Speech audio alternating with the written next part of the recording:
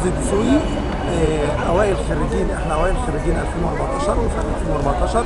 النهارده احنا جايين واقفين بسبب ان احنا لينا تعيين في الدوله. القانون رقم او القرار، فين القرار يا جماعه؟ عادي تقطعي. اللي هو القرار الصادر بجلسه مجلس الوزراء رقم 15، واللي على اساسها تم اصدار الكتاب الدوري من الجهاز المركزي، وده اللي بينظم مشروع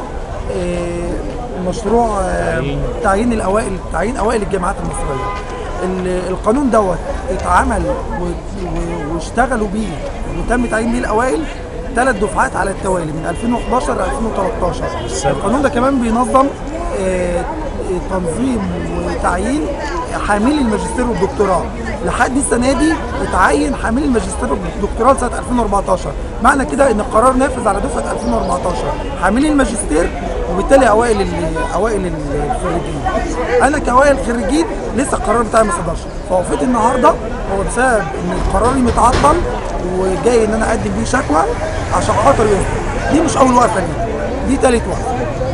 وقفنا مره قبل كده واتاخد ورقنا جوه، ما قلناش طبعا اي مسؤولين. هو مسؤول نزل لنا وقال ان انا هاخد منكم الشكوى وهعرضها على مجلس الوزراء، او هعرضها على رئيس المجلس، او هعرضها على الدكتور عصام شرف،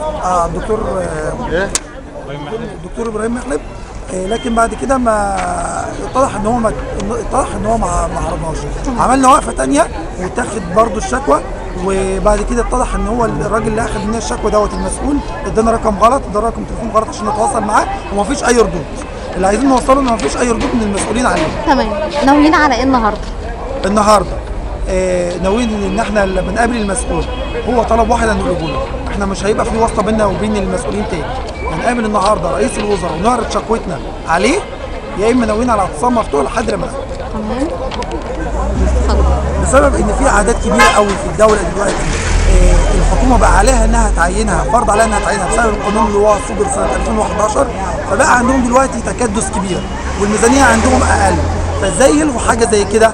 فحبوا ان هم يصدروا قانون جديد اللي هو قانون الخدمه المدنيه. قانون الخدمه المدنيه دوت بايجاز بينظم حركه التعيين داخل الجهاز الاداري للدوله عن طريق مسابقات مركزيه. المسابقات المركزيه ديت هو ده طبعا اللي عايزين يعملوه، لكن من تحت القانون هو هيبقى طبعا فرصه لدخول المحسوبيه ودخول او لعدم اعلان الوظائف، وتبقى الاوائل الخريجين ديت باب لمساواه بينهم في الشارع مش اكتر.